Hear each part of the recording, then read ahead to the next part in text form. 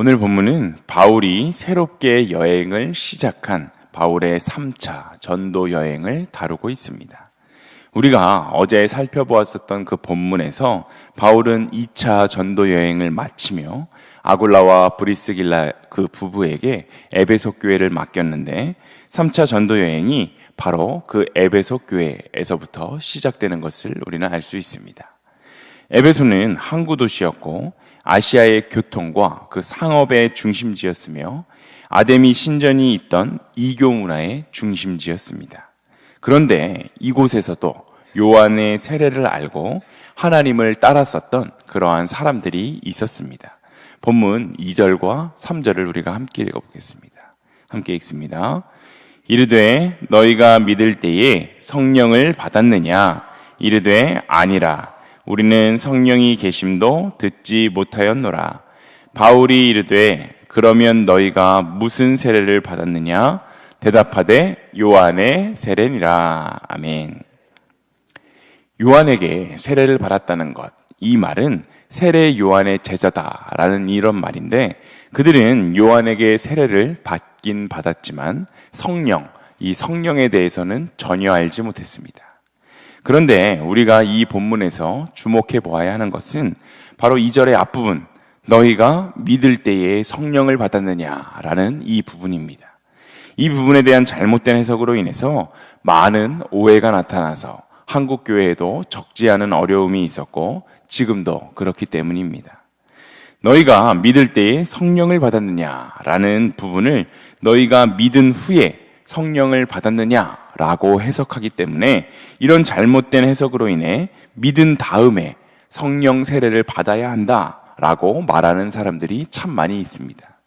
믿는 것이 먼저이고 그 다음에 성령을 받는다라는 주장인 것입니다. 하지만 우리는 이 부분을 믿다와 받다, 이 믿는 것과 성령을 받는 것을 같은 시제로 보아야 하는데, 그 근거는 고린도전서 12장 3절 하반절에 있습니다. 또 성령으로 아니하고는 누구든지 예수를 주시라 할 수 없느니라. 아멘.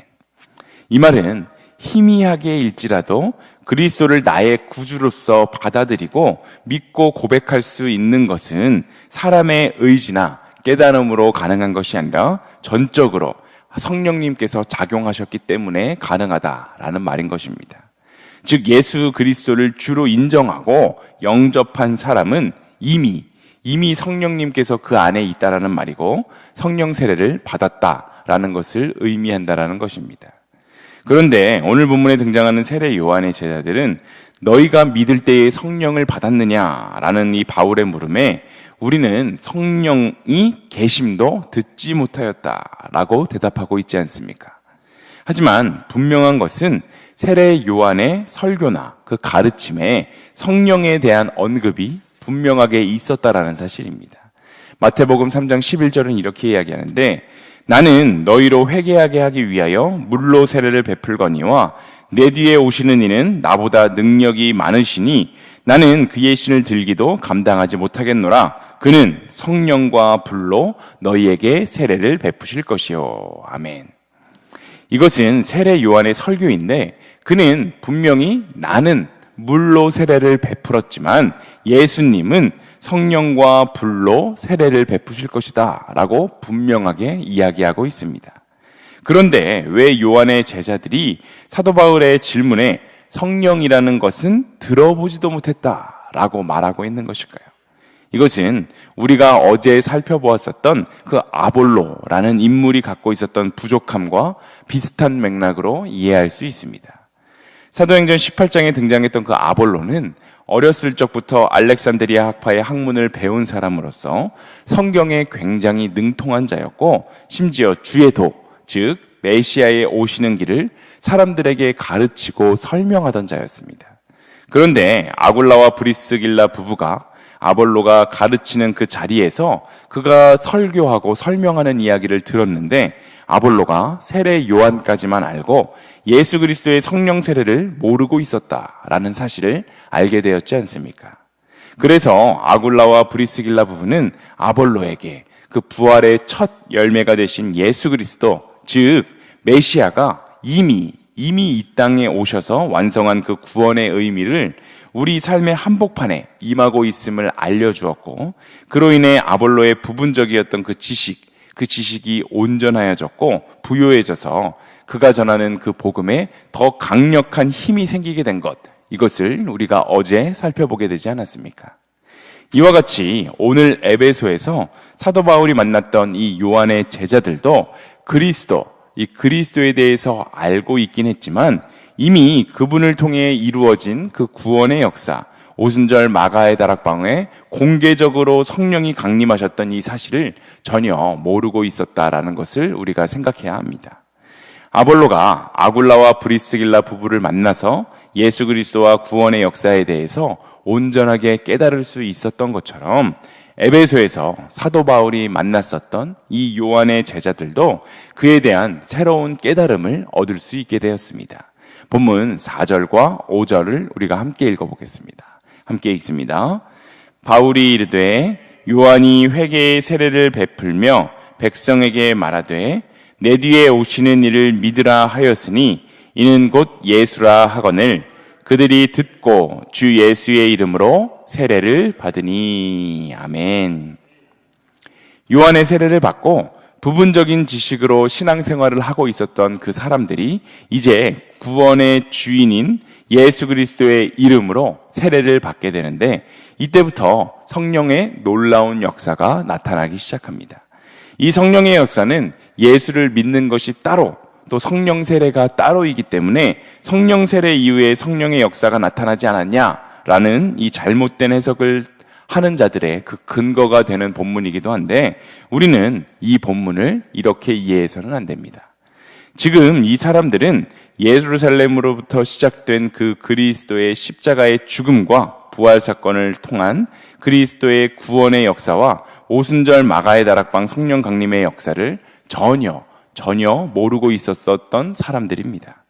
그들에게 바울이 안수하자 성령이 임하고 방언과 예언을 했다라고 한 것은 이방 땅에도 그리스도의 복음이 그 성령을 통하여 온전히 임하게 되었고 또 시작됐다라는 것을 알리는 그러한 사인으로 이런 놀라운 성령님의 역사, 그 은사가 시작된 것입니다. 이러한 사인은 이미 우리가 살펴보았었던 사마리아와 또 고넬료의 집에서도 임했었던 그 성령 사건과 동일한 것입니다. 이 세 가지 사건의 공통점은 이 세 곳 모두 세례 요한의 세례만 알고 있었던 현장이었다라는 것입니다. 이렇게 불완전한 믿음 가운데에도 이제 예수 그리스도의 구원의 복음이 이루어지게 되었고 시작이 되었다라는 것을 확증하는 차원에서 은사가 동반된 방언하고 또 치유의 은사가 나타나는 그러한 성령 강림이 나타나게 된 것입니다. 오늘 말씀을 통해 신학적으로 말하면 성령론이라는 개념에 대해서 지금 설명을 드리고 있습니다. 정리하면 예수 그리스도를 고백하고 영접하는 순간 이미 내 속에 성령이 계시다라는 사실입니다. 그리고 우리 속에 성령님이 내주하신다는 것은 곧 우리가 성령 세례를 받았음을 인정하는 것입니다. 그렇다면 중요한 것이 있습니다. 중요한 것은 바로 성령 세례를 받은 사람들은 이제 어떠한 삶을 살아내야 하는가입니다. 에베소서 5장 18절은 이렇게 말합니다.